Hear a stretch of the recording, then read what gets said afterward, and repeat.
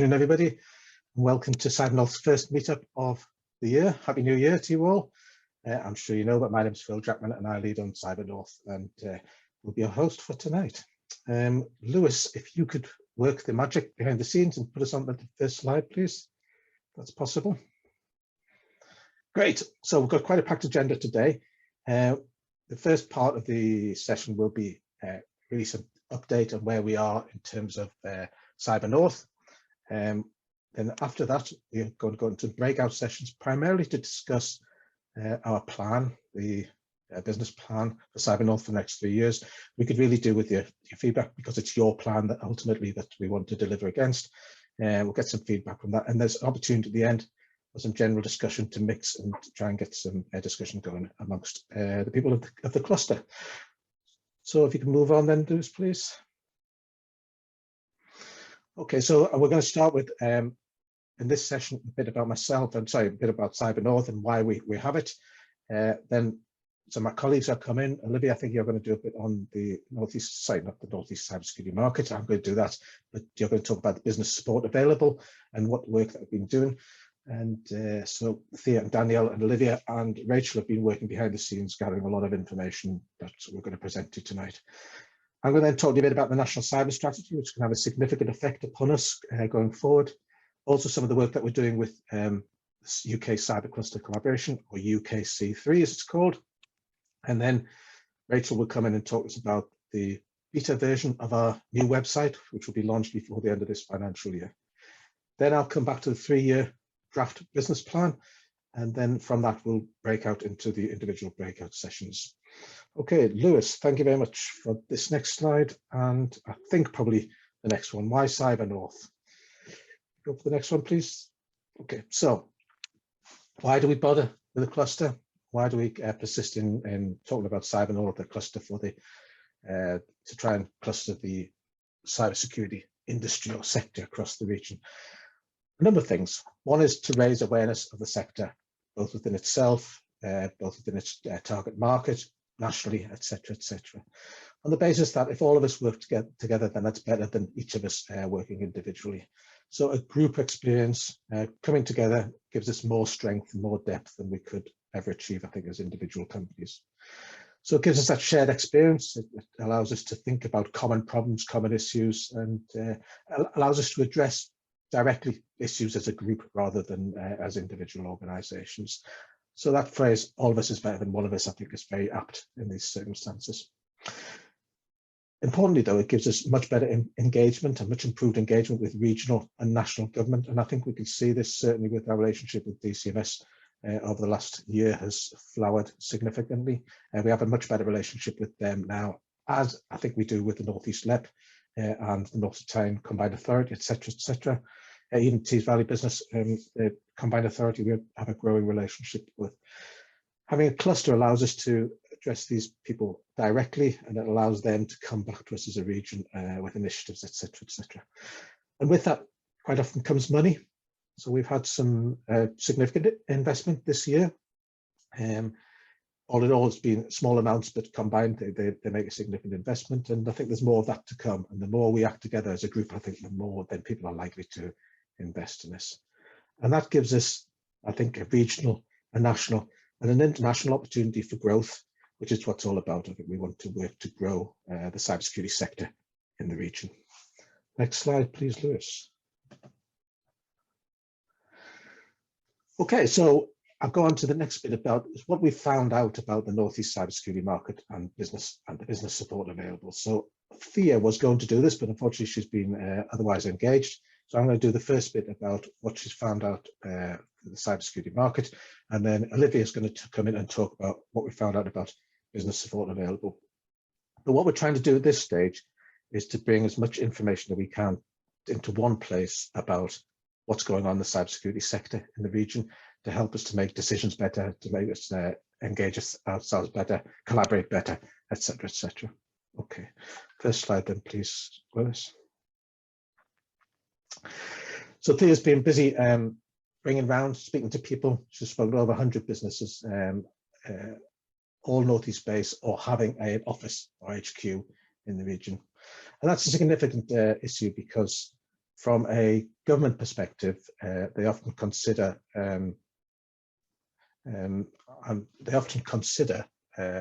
organisations which don't have a head office as not being based in the region, and so the region has quite a few organisations which aren't head officed here, but have premises here, bits there, and they're worth taking into account. Lewis, I don't know if you've seen, but there are people waiting in the waiting room. Just okay. So through these contacts, the 100 businesses that Theo's spoken to, mixed size business, some are cybersecurity businesses in themselves, some are in-house cybersecurity services, some are departments of IT companies. So we've reached out to 100. She's actually spoken to a smaller number of that, about 17 of them, and the discussions were qualitative in nature, but there's a whole range of topics that have come out, and there's a fairly common feeling throughout. So she's talked about the general feelings around the sector in the region, the challenges and the focus, the ideas on how to push the region forward, and how CyberNorth can facilitate growth. Lewis, can I have the next slide, please?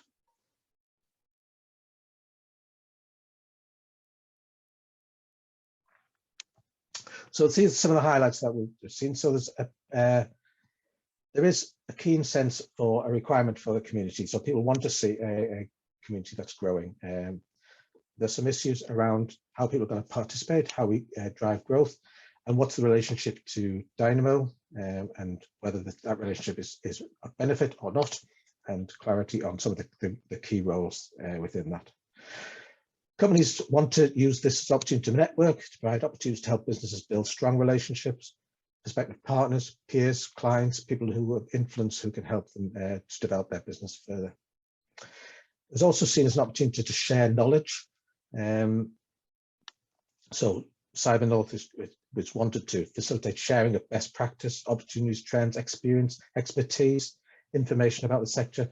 So this is seen as an opportunity to have a central repository of information that people can access and use, and that's exactly, I think, what we're talking about in terms of trying to bring it all together. It's required some funding to do that. We've got that through DCMS, and that's helped enormously, and the team have been working on that, so that's really useful. It's useful that it's been recognised as a need by the cluster. The fourth highlight was education. So they want to see CyberNorth support the education of prospective businesses on the danger and lack of cybersecurity and real life costs. People keep coming back to this. There's a general lack of awareness, I think, in the market and the general consumer market, that cybersecurity is a real threat to them. It's something that happens to other people until it happens to you. Although in truth, it happens to us every day. Every day we get an email scam of some description. So it's an ongoing, real and prevalent threat. And then the final thing from the highlights was to promote cybersecurity activities and services in the Northeast, well, to any interested party, any stakeholder, really to raise the awareness of the region as a place to deliver, receive cybersecurity services, a safe place to work and to live. So next slide, please. I'll share these slides, but this is some of the breakdown of the information that we found. There's at least 70 companies in the region operating in this area. About half of their business is in the Northeast. 80 to 90% of the companies are trading nationally, so there's a good opportunity for growth on that. Good high degree of confidence. Nearly everyone said that there was opportunities within the Northeast for growth, so that's good. Again, similar numbers said that they were interested in growing this community, and I think this is our first real attempt to get all this information into one place. So we'll come back to some of the challenges and some of the services and the priorities in a minute, but might be just worth talking a bit about why people are put off CyberNorth. So seen as a lack of useful knowledge share. So again, that's something that I think we've already discussed as part of the highlights. They feel it's the same businesses speaking, and we're favouring or promoting the favourite organisations.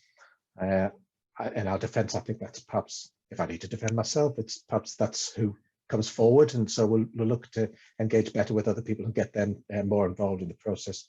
Lack of business opportunities, and that's something we wish to address. And then this issue of the relationship between CyberNorth and Dynamo.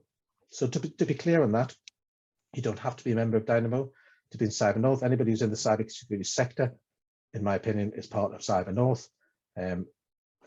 Clearly, Dynamo is vitally important to us because we get funding through that route.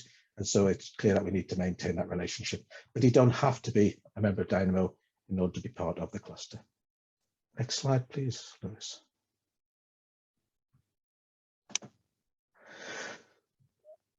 So I think this is the I was going to say the next slide.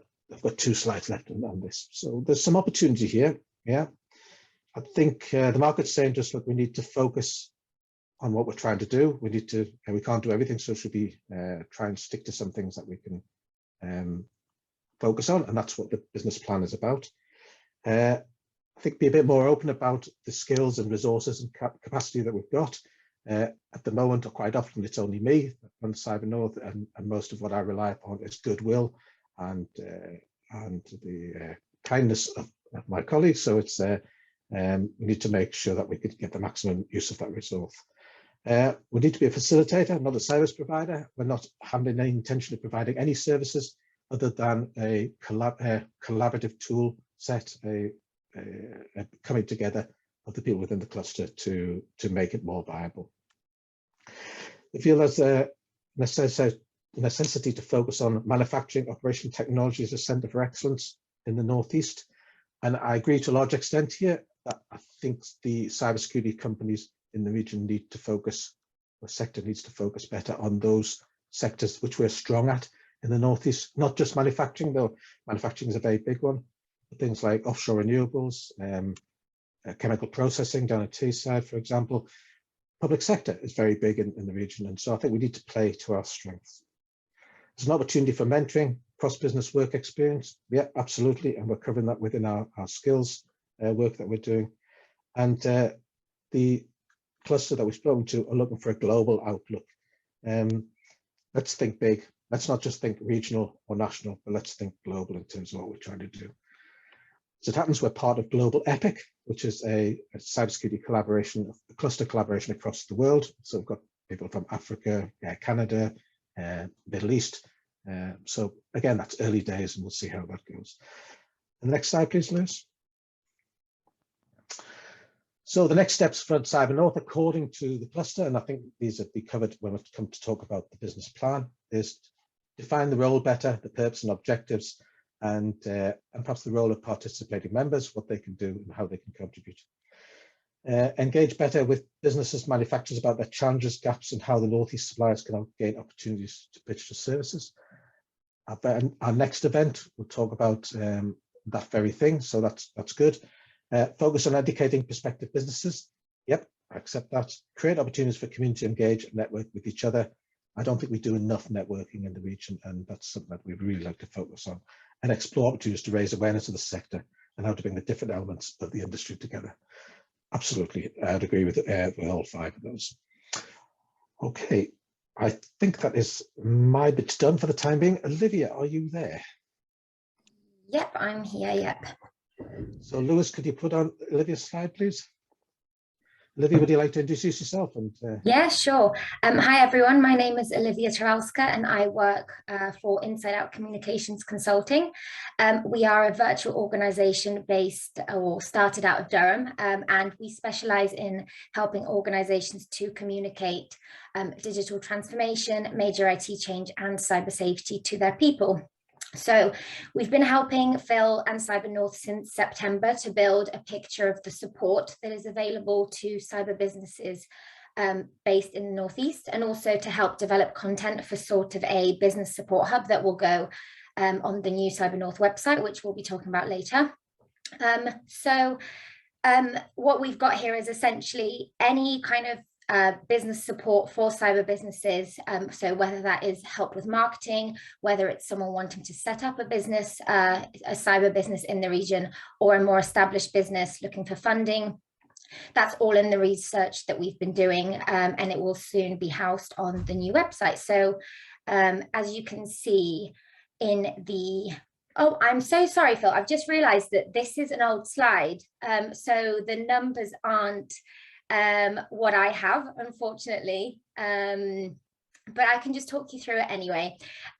So sorry if the numbers don't add up, because I've got some other numbers. So yeah, we went back and double checked everything. So yeah, so this is essentially just a little snapshot of the research. So there are actually around 140 organizations that provide business support to cyber businesses in the region. Now 81 of those organizations are located in the Northeast, and then others are sort of dotted around, providing support nationally. So they'll be in London, Manchester, etc.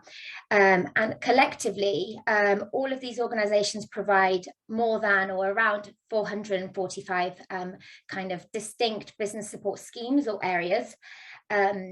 In terms of what support is out there, there's a really wide range. So it's kind of business advice covering help with accounting or HR support, marketing, for example, entrepreneurs wanting to start a business, as I've already mentioned.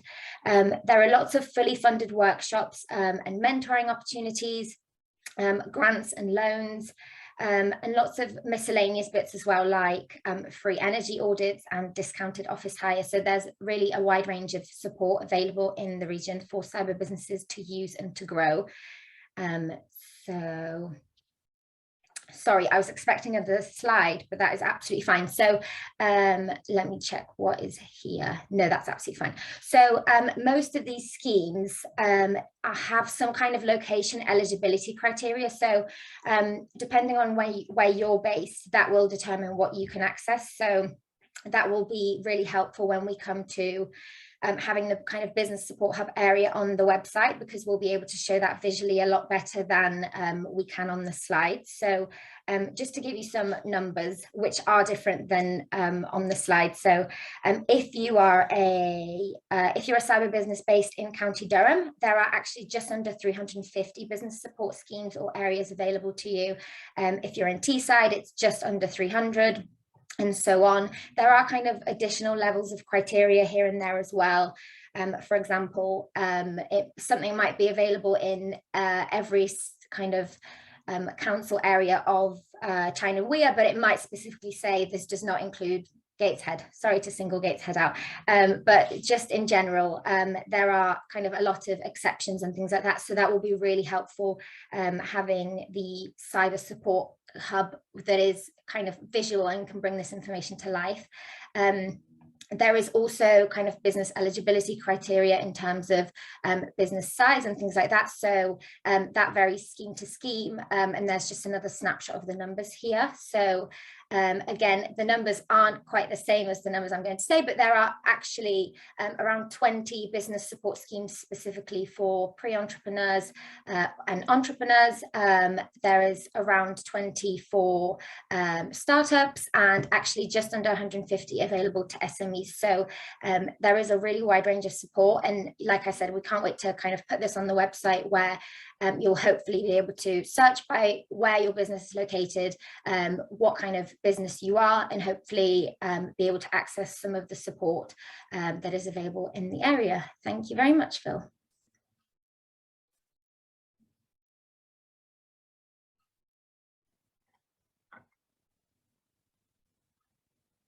Phil, I think you're on mute. It's always what I was going to say. It's always me who puts it on mute. What we're trying to do here is to bring as much information together to grow businesses, to help businesses to grow into one place. So when we come to talk about the website, we'll talk about the information that we're going to sort out and make available. But in the start, it will be about the businesses themselves rather than the consumers of services. Okay, Lewis, I think we might, if you could just move us on. I think we might be having a little bit of problem getting people into the event. So Lewis will be trying to work both hands, trying to bring people in and move the slides on. Okay, thanks very much for that, Olivia. That's really good, and huge amount of business support available. What a minefield, very difficult to navigate through, and so hopefully this, when we put this all together, it'd be really useful. Okay, so what I want to talk about next is the National Cyber Strategy, something that is of significance to us. It was announced in December, following on the finishing of the previous strategy. Next slide, please, Lewis. Okay, so there's a number of things that we need to think about. It's a 80-odd page document. It's very easy to read, and it's worth a look through if you get the chance. What they are aiming to do overall with the strategy is to position the UK as a leading, responsible and democratic cyber power. So they want to preside over a free, open and peaceful cyberspace. So they want to make the online environment much safer than it is today. To do this, they feel that they need to bring a much more comprehensive and integrated whole society approach, bringing all the different players across the country together to have a united front in terms of making this realizable. So it includes a diversity of workforce. They want people of different backgrounds, different experiences, different skill sets to be involved in cybersecurity. They want to develop the country's cyber skills base and commercial capabilities. So they want people to be more cyber aware and on the consumer side, and be able to get services from a growing array of cybersecurity companies in the region, in the country. So there's a number of things I think that are particularly relevant to us. The first is that there's a requirement to level up the cybersecurity sector. There's a recognition that there's too much focus on the southeast, particularly London. There's too many companies in London and perhaps around Cheltenham, around the donut, and they want to make that much broader, which I think is good for CyberNorth. It gives us an opportunity to think about addressing that and supporting that initiative. They want to see greater investment in technologies that are critical to cyber. So they want to see some development in new innovation and technologies that are going to be necessary. So they're talking about things like blockchain, 5G, etc., etc. They want to see the public sector more resilient. We've seen some significant successful attacks on the public sector last year, and also quasi-public sector, particularly around universities. I think 3 of our 5 universities were affected last year. And so they want to see much greater emphasis on making the public sector as a leading light, I think, in cyber resilience.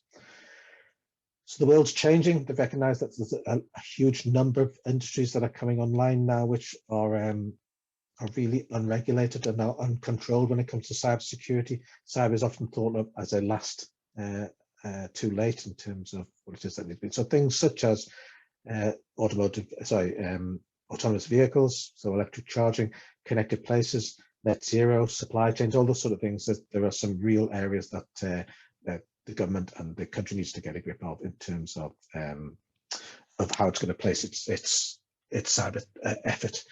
And then innovation. We need much more innovation. We need a thriving regional ecosystem. And that's, again, I think where we come in, where CyberNorth is not due to come in. And they want to see some market incentives that encourage effective cybersecurity. So they're thinking about how government can influence the market to put cybersecurity much earlier in the decision tree in terms of what businesses are thinking about. Yeah. Next slide, please, Lewis.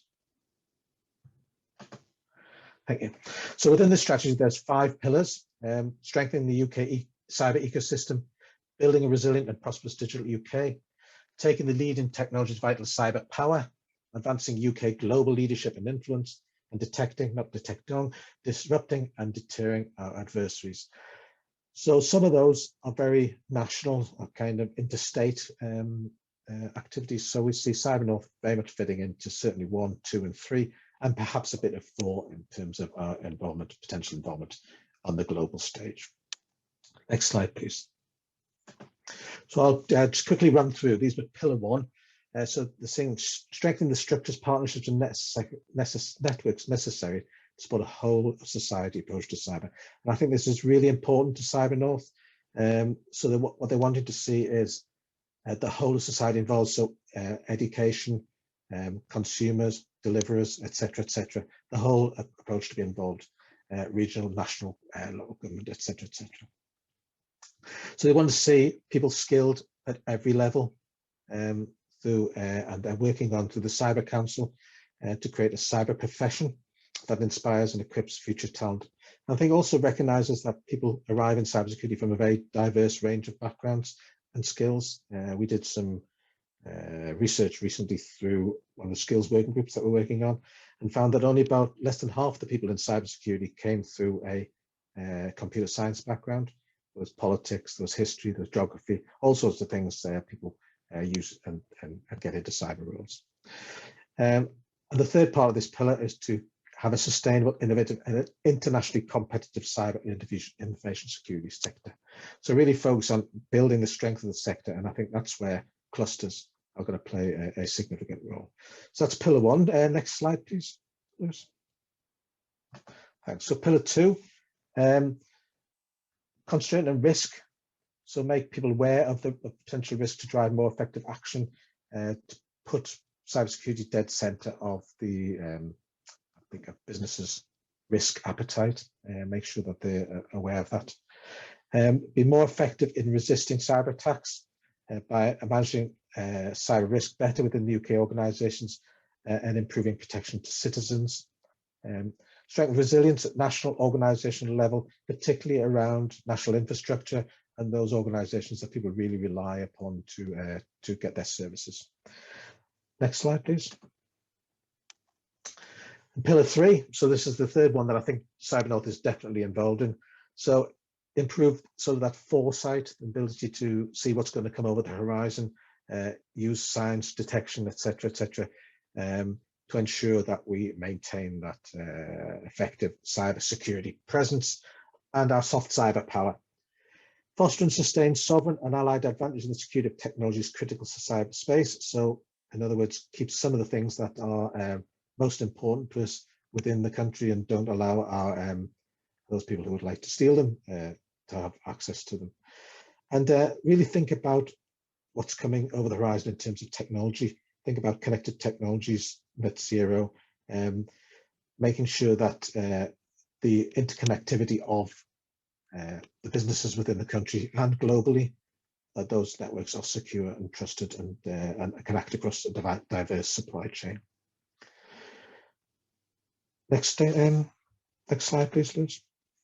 So I said there was some bit of pillar four, and I think number three, export opportunities is something I don't think we've particularly looked at within the region, but it'd be great to grow things, think about things such as trade missions, encouraging greater integration with companies abroad, opportunities abroad, etc., etc. Okay, and the next slide, please. Okay, so that's all I was going to say about the National Cyber Strategy. It's well worth a read if you want. I'll circulate the link with the documents that go out after this. But I think it positions us very nicely in terms of what it is that we're trying to do. We actually get mentioned, both as UKC3 and CyberNorth gets a mention in the National Cyber Strategy. So there's recognition from national government that something's going on in the region. So that's great. Okay, and a lot of this is on the back of the UK Cyber Cluster Collaboration, or UKC3, which is an organisation that was started earlier this year. We're just coming up to the end of our first financial year. Move the slide on, please, Lewis. And this has brought, with the support of DCMS, it's brought all of the clusters in the UK together under one umbrella with the view of trying to work together for a common aim to develop projects, initiatives, products that can be used across the country, across the UK. So we've come at the end of our first year of support from DCMS, and we're seeking a further 3 years of funding to try and make sure that this is a sustainable organisation. So it brings together all of the UK cyber clusters. We've recognised 12 so far. There are still some gaps. I think we'll talk about an additional 4, and to make sure that the whole of the country is covered. This isn't to tell clusters what to do. It's to encourage them to work together, to be more collaborative, to focus on initiatives that can be used both within their own cluster and spread across the nation, and which fits very nicely into the National Cyber Strategy. I think this whole society approach, this commonality, this skills and strengths across the whole country will require the clusters to be able to deliver this. So we are supporting new clusters. I think we've had, as I said, we've got 12 now. 3 of those are very new, and so they're just getting off the ground. And I'm fortunate enough to be appointed as a director and look after the secretariat. and finance. So that's what I've been doing for the last year in terms of UK C3. Okay. Could you just move on to the next slide, Lewis? And we're now going to talk about where we are with the CyberNorth website. And Ort, are you there? I am here. Thank you for having me. So hi everyone.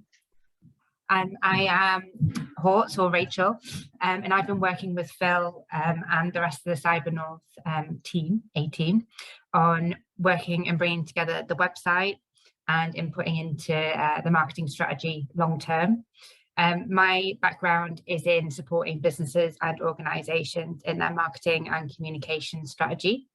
I'm not from this sector at all, so my input is very much representing folks that would like to engage in the sector but aren't, or consumers that have a need.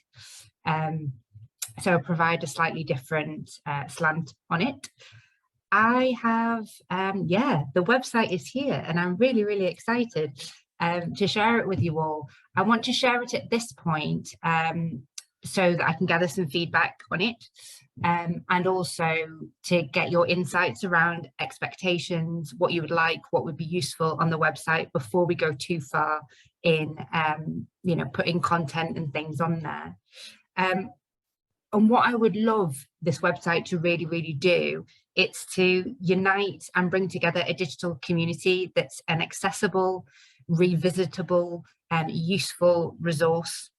And part of that process, from being outside of the sector especially, involved me visiting other digital platforms that other folks, as part of the cyber clusters, we're doing, and everyone is doing it in very, very differently.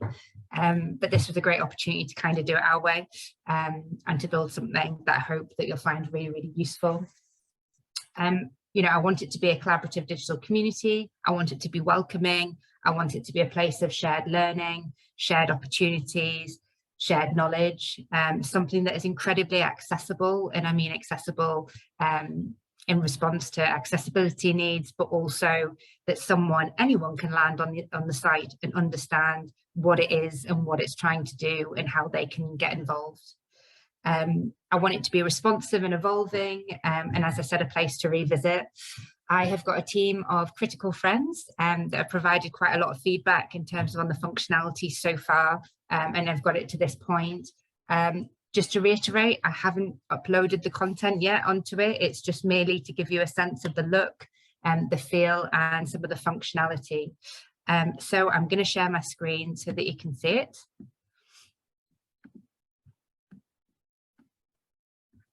And can everybody see that?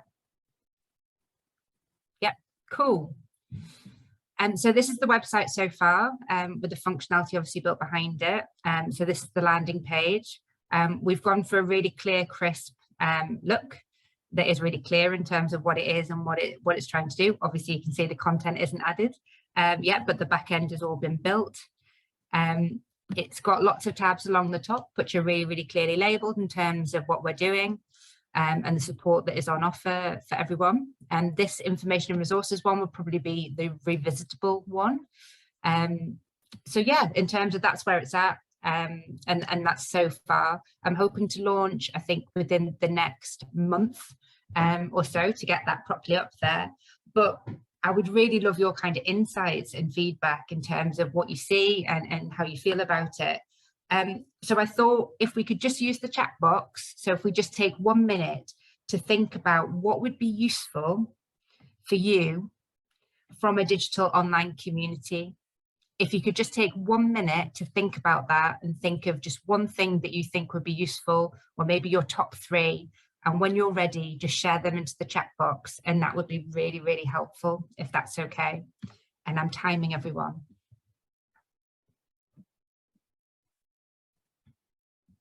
So while that's happening, Rachel, and I think at this stage we want to focus primarily on the business-to-business aspect to start off with, rather than the business-to-consumer.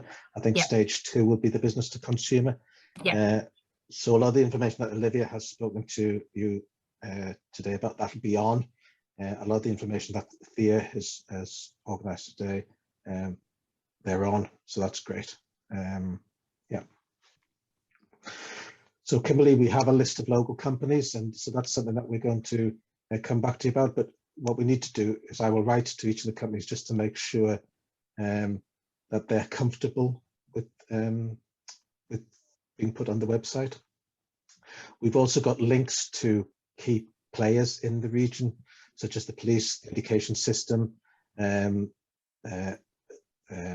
who's, for example, the what do you call it, the warp, that kind of thing. So if, at the university, so if you want to know who to speak to for an apprentice, for example, the information will be there. So there's quite a lot that we've got ready to go on, but I'm just stalling for time because there's all sorts of stuff coming through there.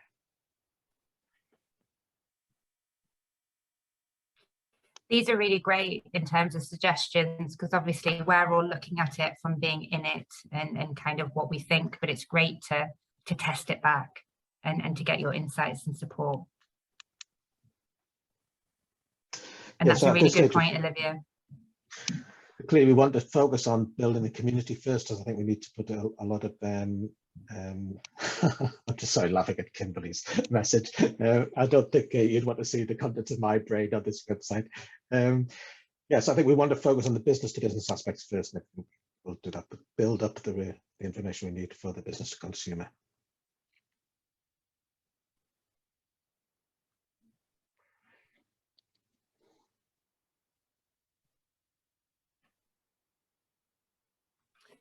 And then whilst that's kind of, if people are still coming through with different things, I've got, I guess, an ask. There's always an ask, isn't there, from attending something like this. Firstly, I would love to assemble a mini focus group for the next iteration of the website once the content is up, to provide some, critical and honest feedback in terms of how they feel the website is, and testing out some of that functionality when we've got a little bit further. So if you're interested, I'll share my contact details in the chat box so I can follow up. And secondly, we will be looking for folks to create content, whether that is resources, thought pieces, blogs, to really kind of kickstart from launch, that there is some interesting content that isn't just us talking. That is some interesting, stuff. So if you're interested in contributing and providing things like that, and obviously it's a great opportunity to, communicate yourselves and what you do, alongside talking about something which is really, you're passionate about as well, then that's an opportunity. So again, I'll put my contact details into that as well, into the chat box. Otherwise, that is me. And thank you for listening.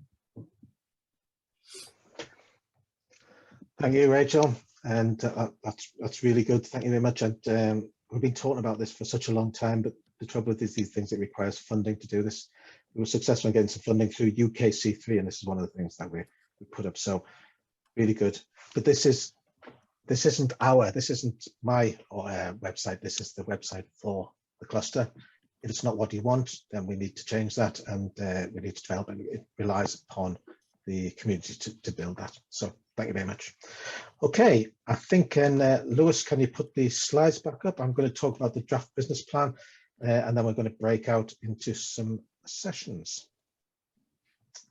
Okay, thanks. So we've got a draft business plan for the next 3 years. I will circulate the document after the meeting. But next slide, please, Lewis. So we started out with 4 objectives, and I wanted just to think about whether these are the right things to do. Making a lot of noise, raising awareness, local, national, international, some of the things that we've spoken about, build belief in the region as a cluster rather than just a collection of individuals. Support existing businesses to grow in a collaborative yet competitive framework, so providing resource for business support, encourage collaboration, encourage networking opportunities to get existing businesses to come together. The third thing is we want to create new businesses by developing a cyber innovation centre similar to Lorca, business cases with DCMS now. I'm looking at funding. Hopefully I might get something from North of Tyne, but this would be a place where pre-startups, early stage businesses go together and come to help them monetize and commercialize their ideas and businesses to create new and innovative products. And the fourth thing, support young people into careers within the cybersecurity sector. So really do some work around addressing the, at times, dysfunctional market, cybersecurity market in the region. Next slide, please. Yeah, so we're really looking to grow the cluster. We really want the, not in terms of its membership, but for the members to grow. And to do this, I think we want to see the cluster as an opportunity to network, a forum to share what people are working on, obviously within commercial confidence. And it may be that we want to put some sort of private part onto the website so people can collaborate without the public seeing this. Think about solutions, hardware, software, connectivity, security, etc. We want a place to be able to advise and talk about new technology updates, those industry updates, collaboration requests, and regional opportunities. So kind of bring everything into one place, not for the sake of it, but to make it easier for the market to function even better than it does now. So next slide, please, Lewis. So these are the actions that we've got for next year. First of all is to publish all of this information that we've gathered over the last 6 months, made available through the website. We'd like to hold 3 in-person meetups throughout the year, because I think this is one thing we've really lacked within the cluster. COVID hasn't helped, but I'd really like the opportunity for people to get together in person, build relationships, renew and revisit friendships, and etc. We've heard about the website. That will be live before the end of this financial year, but it needs a lot of work to develop it, and we need to work out how we're going to do that. I think I want to involve more people in the industry in the design and delivery of CyberFest. It's really been whoever I can grab hold of, and it really needs to be much more focused, I think, on the strengths that the region has and the opportunities that the region has. I'd like to secure funding, or we would like to secure funding for the Innovation Centre and really get that going. I think that's pivotal to getting the region recognised better. I mean, we have 5 universities, 2 of which are centres of academic excellence, and we really could do with somewhere where people who are developing ideas can help to commercialise them. There's a skills action plan, there's a separate skills group that's been working for the last few months as well, and we'll start to address some of these issues, but I'd like to see much of that action plan delivered. And we'd like 6 schools to operate in CyberFirst, which is a scheme to bring young people into the industry. We've got 3 at the moment, so I'd like to double that, take that forward. Next slide, please, Lewis. Yeah, and in the future, perhaps when we get the opportunity or years to come, think about developing champions, advocates, people who can speak on behalf of the region when required, provide mentors and buddying schemes to help people come through their career. Training and advice for the C-suite in particular, and to make them aware of the risk and inherent risks that are involved in not thinking about these things. Promote the range of cybersecurity roles, so not just think about technical and sales, and think about all the different plethora of roles that people are involved in delivering cybersecurity. Help businesses to develop a return on investment toolkit so that people can come across arguments of, well, I can't afford to invest in this, from C-suite and from people with business who are running their businesses. And in a similar vein, a where to start guide for people who are right at the start of trying to think about cybersecurity. Okay, where do I dip my toe into the water? Next slide, Lewis. And I think that is it. So it's a short document. It spells out what it is that we're trying to do. And what we'd like to do now is to go into the breakout sessions and talk about the next things on these slides. Lewis, if you wouldn't mind. I'm just moving on the next slide. Thank you. Okay, so what would be interested, I'm just going to ask Lewis to break us out into 3 groups, I think. Is this the right direction? Are we going in the right direction? What have we missed? What should we prioritize? Please have those conversations. There's somebody from the board will be in each of the groups, and if you could just have a think about those. Please talk about anything you want, but that's kind of the information that we're looking for. Okay, so let's say 20 minutes. Lewis, if you wouldn't mind. So let's say, what is it, 50, so 10 past. See you all in 20 minutes. The 3 facilitators, of which I think I was one of them, if we could just have some feedback. So James, are you able to feedback from your group? Yeah, sure. And Tony, I think, might jump in as well. So let's start with right direction. Essentially, the message was yes. but we just need to make sure we're aligned to the national strategy, which I guess that's what we are looking at. So that's really good. I think if we are going to start to move these things forward, we must make sure we get our, I'm going to say, get our house in order first. So we must make sure we've got the website up, we're really clear on what we're doing.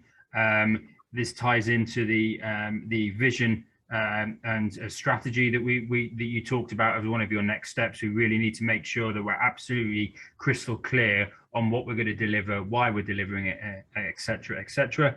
A couple of other things. Should we be trying to link in with some of the wider groups, like, for example, NICD around data security?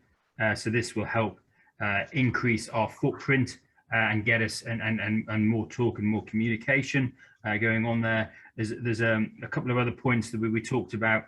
How do we try and improve the public-private sector relationships, and how do we build on that? Be really useful to have a list of CyberNorth members. Sorry, I'm jumping around a little bit here. CyberNorth members on the website. We then went on to talk about education, and we've got all these universities in the region. How can we signpost jobs to make sure that the talent, the great talent that's coming out of those universities, can actually see the jobs that are in the region and therefore apply for them? We need to, one of the points, Phil, earlier on that we got feedback received on about was a lack of useful information. I think that was one of the feedback when people went out. It'd be really interesting to try and seek some more clarity on what information they class as useful. So going back to those individuals as possible. What do we need to prioritize? Very clear purpose and vision. I think we touched on that earlier. And also we talked about knowledge sharing and making sure we share information. And actually we talked about really 3 categories. We talked about looking for more information about cyber in general, maybe some information about if I've had an attack, what would I do?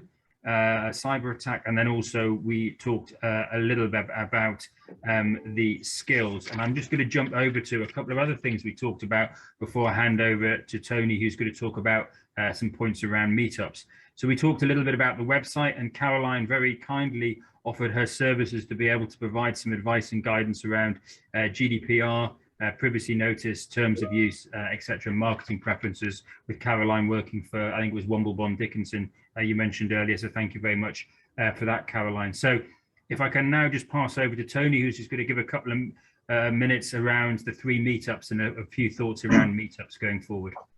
Thanks. Okay. Yeah, thanks, James. We asked a question about the meetups, Phil, based on what you put forward about the frequency and, knowing the challenges we've had in the past about getting the right people to attend the meetups.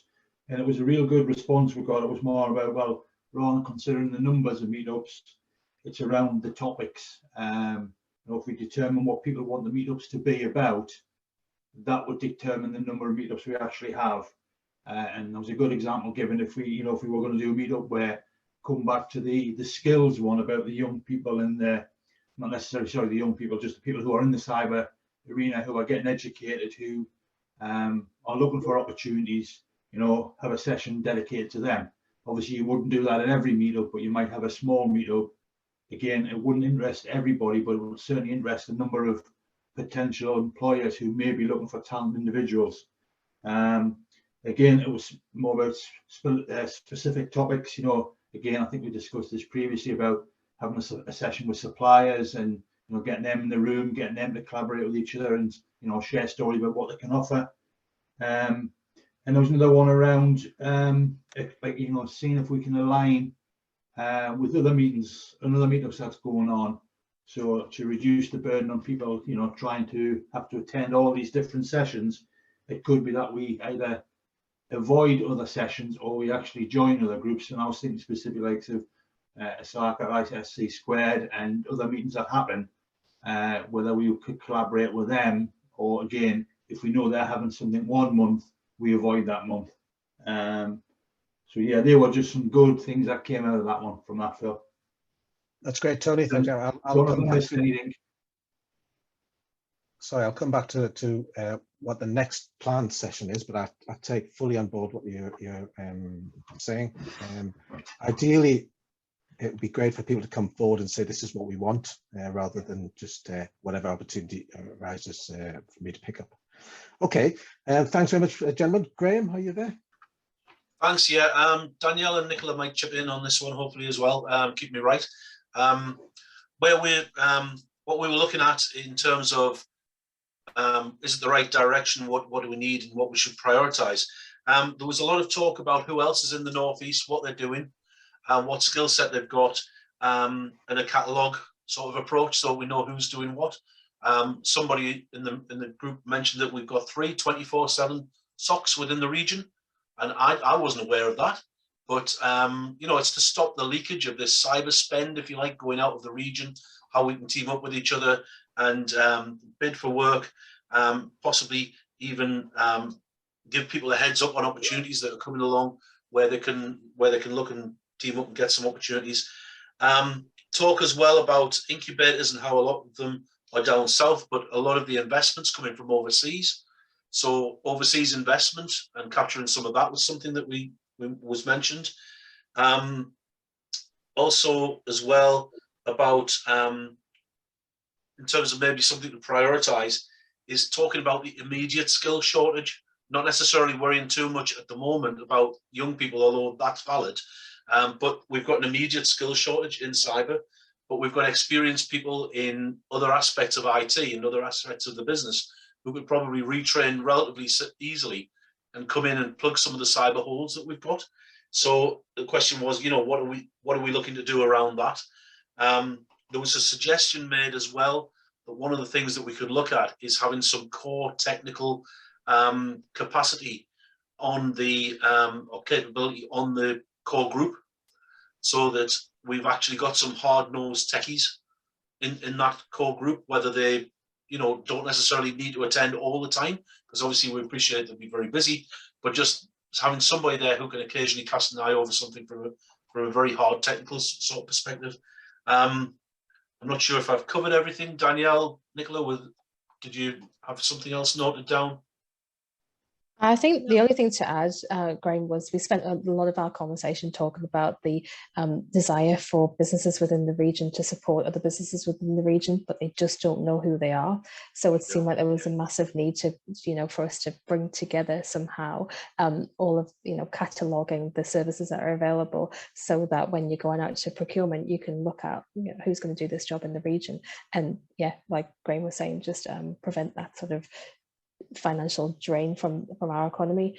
The other thing, I think, the last point that we touched on as well was around there's still a very low level of awareness around what cyber safety is and how you can keep yourself safe and your organization. So in terms of priorities, that was something that we discussed as potentially being on the priority list as well. I think you captured it very nicely. Thank you. Thank you. Does Nicola want to add anything? No, I think that Danielle's covered it all. Yep. Right. Thank you very much. Thanks. Okay, look, that was really useful from my own group that I was on. We started by talking very much about the imbalance of cybersecurity within the country. This is very southeast or London centric, and there's an awful lot of investment going in there and not enough going into the regions. The government have recognised this through their national cyber strategy. They're certainly investing money across the regions. There's some new centres in Manchester, Lancaster, etc. So, you know, things are gradually getting sorted, but we need to, I think, to build our reputation so that people want to invest in what we're doing. We talked about the website, and that great initiative, but it needs to be properly structured, it needs properly hierarchy, the information needs to be accurate, kept up to date. So there's got a recognition that there's going to be some effort needs to be put on that. We felt that the low-hanging fruits is where we need to go to. I know it's a bit of a cliche, but educating businesses about the need of why they need to generate the market, raising awareness, but these low-hanging fruits need to be seen as benefit by the members, by the companies and people who are involved in CyberNorth. So we need to get that balance right between doing long-term issues and things that actually deliver immediate results or near to immediate results for the members. So highlighting opportunities, helping companies tender better, get smaller organizations to collaborate better, or small organizations, big organizations to collaborate better, so that they can win business together. And finally, I think Peter made a very valuable point. We need to make sure that the security is absolutely spot on with our own website, and we have disaster recovery in place so that we don't get caught out and look foolish. So I think Peter's going to help us to do that. So that's great. Look, thank you very much for that. Could the people who are involved there just drop those notes to me, and we'll put them together as part of the notes from what I do. So, Lewis, could you take these screen, or is it? Could you take the screen share off now, please? Right, great. So what I'd like to do now, if that's okay, we've got about 20 minutes or so, perhaps a bit longer, to have just a general discussion around some topics that people would like to raise. So that's been very encouraging, I think. Who wants to get us going? Who wants to raise some specific issues that I think? At one point, I'd be interested to know if anyone else has had success. And so we mentioned the skills gap shortage. We mentioned trying to engage people, especially maybe in universities and things like that. But in my experience, I've contacted most of the major universities in the region, and most of them are just simply not interested in facilitating any kind of career advice or conversation with their student base or anything like that. You know, so I'd be interested in knowing if anyone else has had success or knows the people to talk to, because even in my company, you know, we're hiring people all the time. We are interested in university graduates. Just sometimes we don't get the chance to get them before they get snaffled up to one of the remote providers in London that will, you know, let them work from home and stuff like that. Yeah, that's a very good point. We've got 5 universities, and we have good relationships with 4 of them so far. And in fact, I've just made a relationship with oops, oh, well, there you go. It must be something I said. But I think you're right. I don't know if Bijou's there. He'll tell you that universities are big beasts, and I think it's finding the right person. Yeah. Bijou, are you there? It seems, I mean, nobody loses really from me going in and giving some career advice to, you know, graduates. So it seems, it's weird that there's these invisible walls up, to be honest. Okay. Yeah. I mean, just to make a comment from Northumbria, I think we are looking for people to do such talks and, you know, come to the university to hold events. It could be that maybe you're not able to contact the right person. Probably. And it's finding out who that right person is. So I think we're aware of that. So certainly Bijou at Northumbria, Ard at Newcastle. I'm not so sure at Sunderland. We're still in the process of trying to work that out. So we've got 2 names down at Teesside. Yes. Phil, from Teesside's point of view, we do quite a lot, and we've got a specific team that's looking at student futures. So we're always really keen for businesses to come in, you know, and contribute to that employability agenda. And also we have a number of relationships where we can help you target content into particular courses and try and get in touch with talent early, if that's the type of thing. So really, really happy to have that conversation offline. Excellent. Veronica, did you want to come in from an FE angle? Yeah, absolutely. I've just sent a direct message to Kevin to say we would love that. And as you know, Phil, I'm pulling together the advisory boards for that absolute purpose, to help us engage with industry. We want, I think we've mentioned about the job titles in cybersecurity. We want, from a very young age, it's not just the FE, it's our HE and our degree programs in cyber as well. We want students to understand it might not say cybersecurity in the job title because they're so diverse, and also to understand what the options are at the end of their degree. I'd love you to come in, Kevin. So yeah, please, I'll put my email address in the chat. Please do use it, and I'll make sure you speak to the right person to get that organised. Perfect, thank you. And anyone else from the sector as well, thank you. So I think that's perhaps something that we can do, perhaps create a bank of people who are willing to go and talk, a bank of people who are willing to listen, and then we can marry those two up, as it were. And that's, I see, as part of the function of CyberNorth, not to do things, but to bring people together to help facilitate some of those. But I think sometimes with the universities, it's trying to find the right person, and as soon as you do, they kind of move on, and it's so keeping that information up to date would be great. Bill, it's just Martin, if it's all right to jump in. That was one of the suggestions I had now.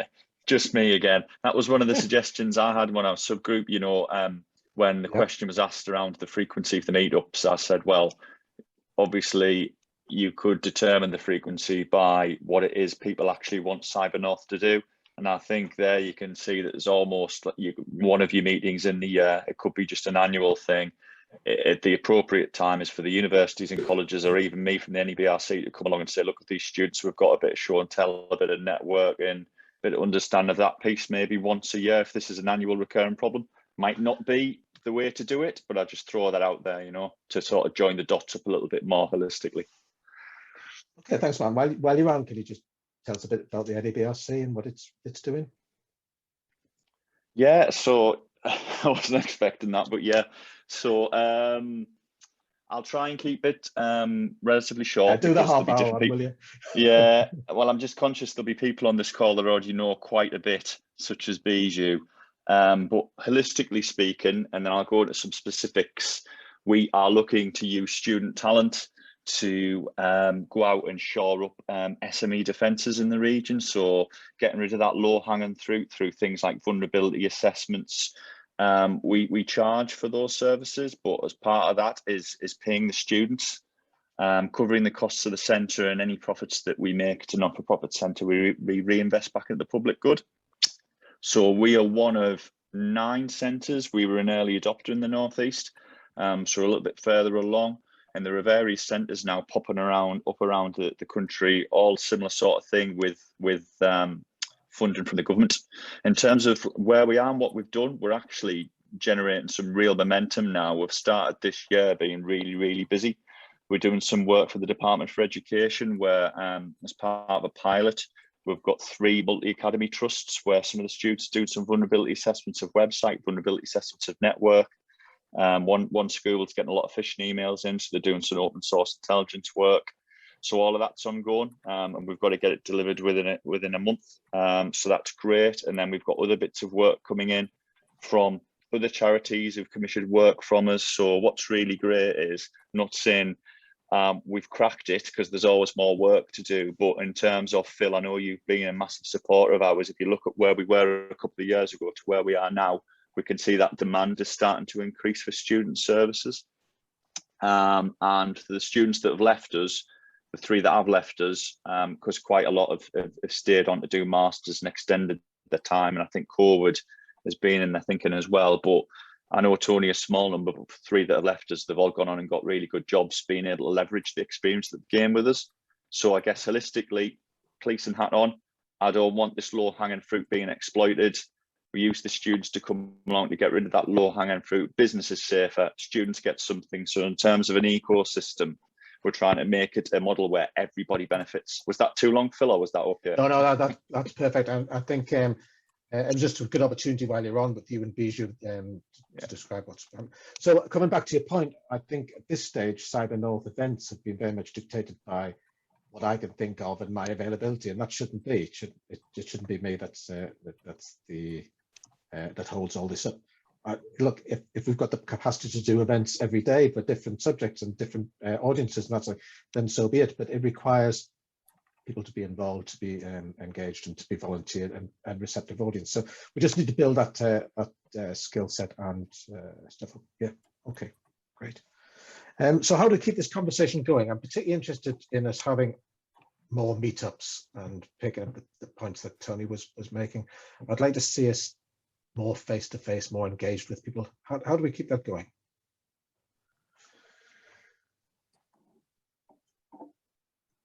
Don't all be shy. Are you looking for a venue to do that? You can. I don't know. I'm just looking to work out how we make sure that we keep the momentum going. Can we sort of schedule a regular meetup so then it's in people's mind? I mean, when I say regular, I don't mean weekly, but you know, so it's people are aware of when it is, so that they can say save the date in the diary or something like that. It seems to work well for the business club. Obviously, we use different venues across the region, but if people are aware of when it is, then they put it in the diary, and then when there's more detail on what it is, then that's the sort of bit where people will decide whether they engage or not, and it starts to build community. So not like the third Thursday, or do you know what I mean? If there's sort of something that people can remember to keep in the diaries, perhaps, and then it's more of a routine rather than a ad hoc thing. Yeah, I think you're right, Emily. It's difficult to think that far ahead, I find, at times. Yeah, but we've already booked everything for till November 2022. You know, sort of, it's doable. Yeah. Doable. Okay. Not that I'm volunteering to do it, but but yeah, it's doable with somebody that's got more time than perhaps you or I. But I presume we need to get the balance of the regional balance, though. We need to have events on Teesside. We do need to have events on Teesside, yeah, definitely. Yeah, Tyneside, the more rural areas, and so we just need to get that balance right. And okay, so how do we encourage more people to come? What's the best timing for these events? I don't know if I've missed any since the one I joined a couple of months, well, quite a few months back, Phil. But I think the frequency would have to be increased if you want to maintain some kind of momentum. I know when Thea came in to see us before Christmas, we did volunteer, just to go back to Emily's point, we did volunteer that you could use some of our space at Pidewell if face-to-face meetings ever open up again in 2022, to hold a bi-monthly or quarterly meeting, which is face-to-face, so that offer's still on the table. I also think if we could get the group here to contribute somehow into what they would like to see discussed, and whether or not that was exclusive to just the group, or whether or not you'd want to broaden that and offer it out to the larger business community, to see if, like I say, you could drive up the numbers for attendees and keep the momentum going. Yeah, that's great, Stephen. And your premises, and your new premises are fantastic. It's a great opportunity right there on the backs of the town to have a look at. Rattling around the place at the minute, but because we've sent all the staff home again for COVID-related reasons. But hopefully next week we'll get told we're allowed to return back to the office as normal. Yeah, next Thursday I think is it's all off. You can do what you like. Yeah. So what Steve, what do you think is the best sort of time to have these events? What meetups? Because we've tried all times of day, and it's the best time, i.e., time of the day or frequency. Time of the day. I mean, this time, i.e., 4 o'clock in the afternoon, would work well for, I know, myself and Kevin, who's he's had to drop off the call, because most of our various activities earlier in the day. Also, if we were going to attend a site somewhere towards the end of the day, is probably easier for us. And if you did want to use the facilities here, towards the end of the day is normally quieter as well. And we can also head off straight across the swing bridge and go for a pint afterwards. So that would be another advantage of doing it at the end of the day.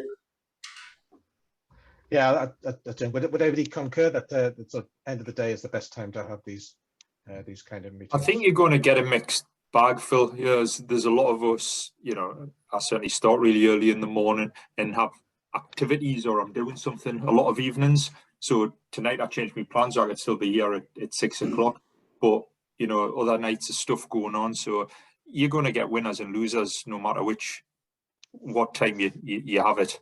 For me personally, it's through the middle of the working day, and as long as I've got enough advance notice. I mean, by advance, my calendar's normally full 3 or 4 weeks chocker. Yeah, putting it in then, but you're going to get just as many people who find it better on an evening, I guess. Yeah. suppose you could alternate, couldn't you? You could do, if you set your frequency at once a month, and you limit it to a specific agenda and maybe an hour, you could alternate it between doing something 11 or 12 in the day and something else at 4:30 in the afternoon. Yeah. I think you're right. And perhaps even the breakfast sessions. It just depends upon the crowd at the time. Some people want to come in first thing, some at lunchtime, some evening. Yeah. So I think you're right. Okay. Some help, I think, in just thinking about what it is we need to talk about would be great. Sorry, Steve. Yeah, and will the plan then be to discuss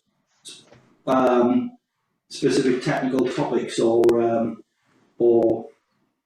specific business topics rather than the organisation of CyberNorth? Yeah, without a doubt.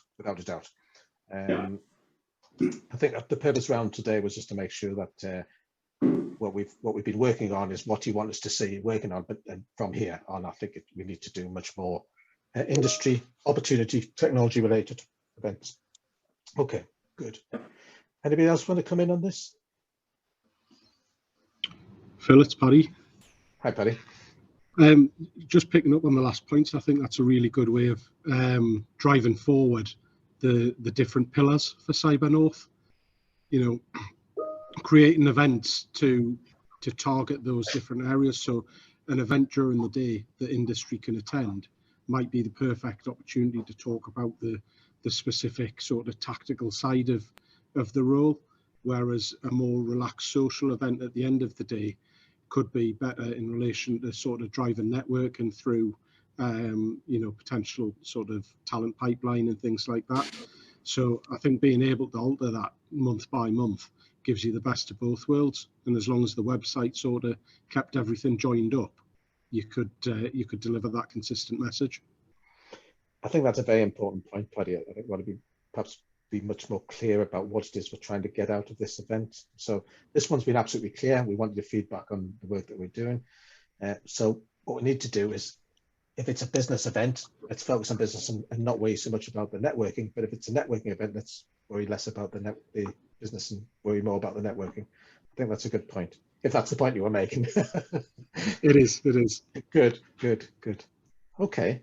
So is once a month too often? I mean, good. Hi, Phil, it's Tony. Just come back to what we tried to do last year. We did try and do them regularly, didn't we? But we really struggled to get them to that frequency.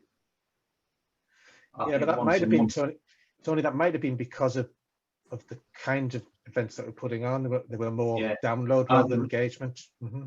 And your availability as well, to try and so, you know, I agree with what Emily said earlier on, to have it in the diary so you've got it booked out. But I don't know whether once a month's too ambitious. I don't know. But it will at least keep the momentum. And I think, again, what Liz has said is, you know, you won't necessarily get the same people all the time, because depending on the topic, you might have different people who are interested, and also depend on the time. And if you made it shorter, it might not seem that it's, you know, if you had a shorter, like you say, breakfast session once, you know, 1 month, then the next month you had it in the afternoon or evening, then once a month might not be too ambitious. I don't know. Yeah, sorry, Graham? Yeah, I was just going to echo what Tony suggested. I think if it's different purposes for the different meetings and things like that, different times, it's not going to appear as though it's, you know, some people won't be able to go to every one, but maybe that's not necessarily going to be a problem. You know, if we can design it around the concept that we're not expecting to see you at every single one of these meetings, but come when you can, and hopefully there'll be something of interest.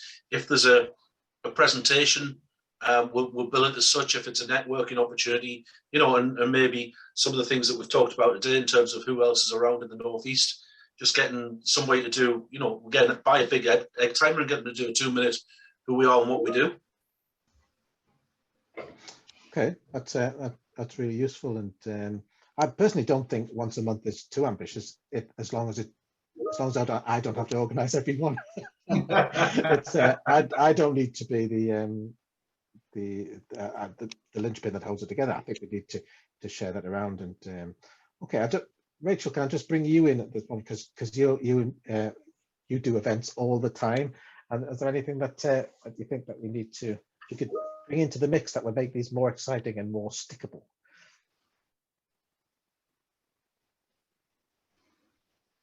Just think different types of engagement. So it varies in terms of, you know, discussion based, activity based, sharing based. So people see values and also accommodate different, you know, folks' types of engagement or ways they process things. I think, yeah, we can talk about how we can think about pulling together and having a go at different, you know, speakers and things like that. I think picking up on what some folks have said about wanting to really hear about who's out there and connecting with others. I think there's some work to do about some hidden gems speakers or people you wouldn't expect, or people out there that other folks aren't interested in but aren't aware of, and things like that. I think there's some interesting stuff that we could do there. And I think also as well, maybe can we facilitate somehow some social space?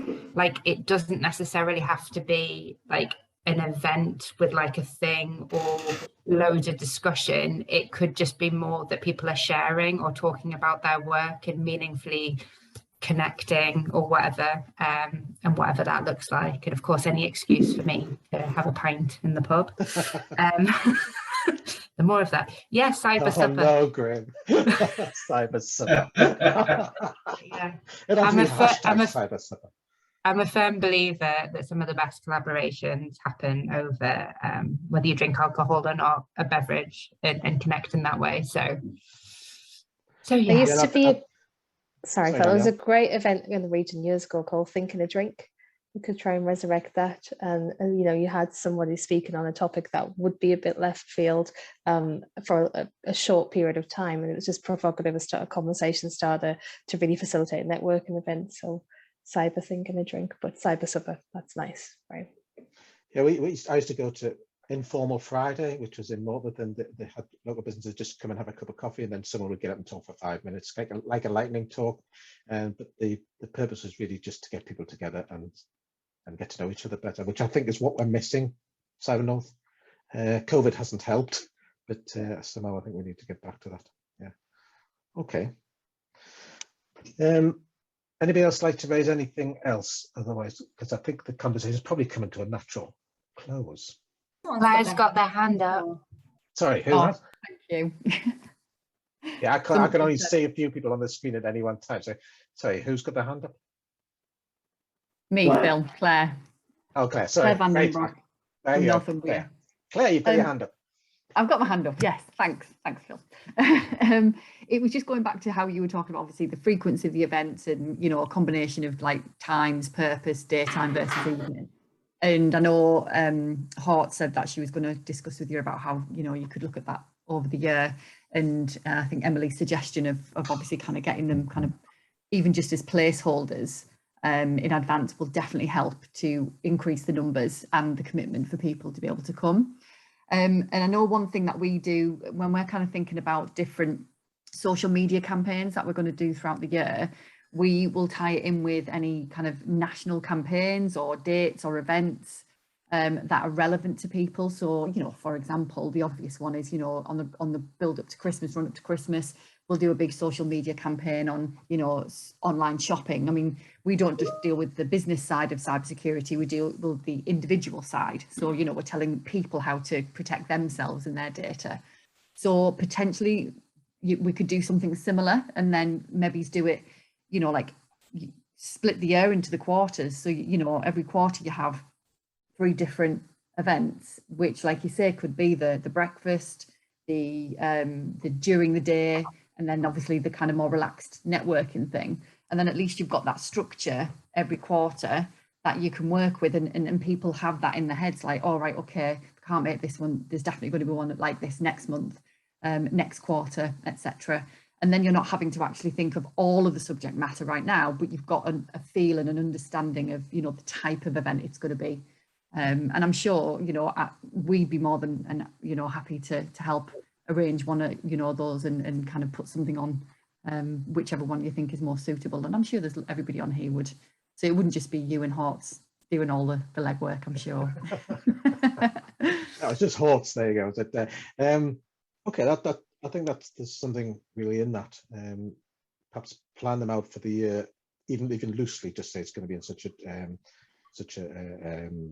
it's on such and such a date, and also tying it into the calendar. I think that's great. Nicola, did you want to come in about your suggestion around some of these national events?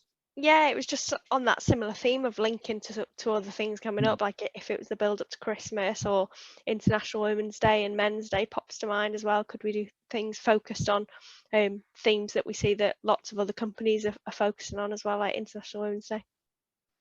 Okay, that's cool. The calendar's riddled with these events, aren't they? So we need to pick and choose which ones are. What I want is an International Grandpa Day. That's what I need. Yeah. And, I can do that. Great. Okay, cool. Unless anybody's, has anybody else got their hand up? Anybody else want to say anything? No. Well, I'm going to draw this to a close then. Lewis, if you're still there, or whoever's working the mechanics behind it, can you just put up the last slide, please? Thank you. So we just move it on. That's it, right? Okay. So first of all, we do have a number of things planned, and taking all the points on board. I think I need to go away, or we need to go away and think about how we move forward.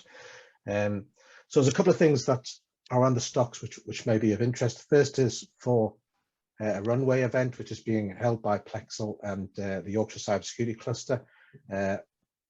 CyberNorth and the new Northwest Cluster have come together to help. This is part of the government's DCMS-backed scheme, and that'll be for startups. 3 startups that's coming 22nd and 23rd of February in Sheffield. I'll send more details in the newsletter as planned.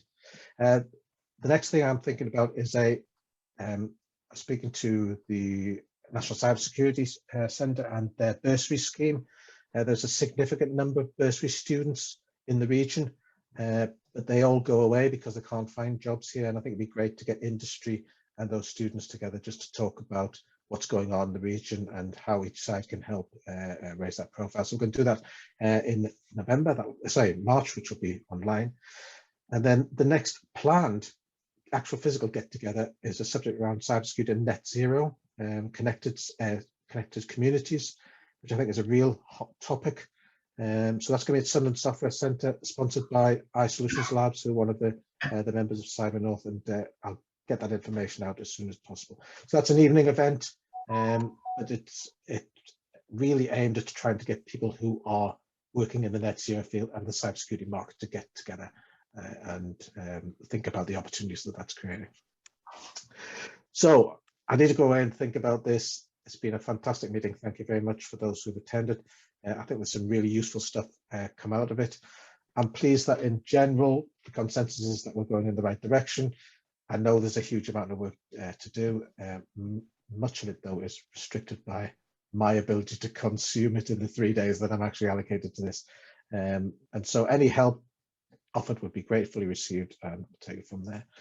But I'd like to particularly thank the team that have been working on gathering this information together. I know Thea can't make it. She's here. Danielle, Olivia, and Rachel have been a huge support in actually starting to gather some of this information together. And I think when you see the website go live, it'd be a great step forward. Yeah. So thank you very much. And on that note, I think I shall say goodbye.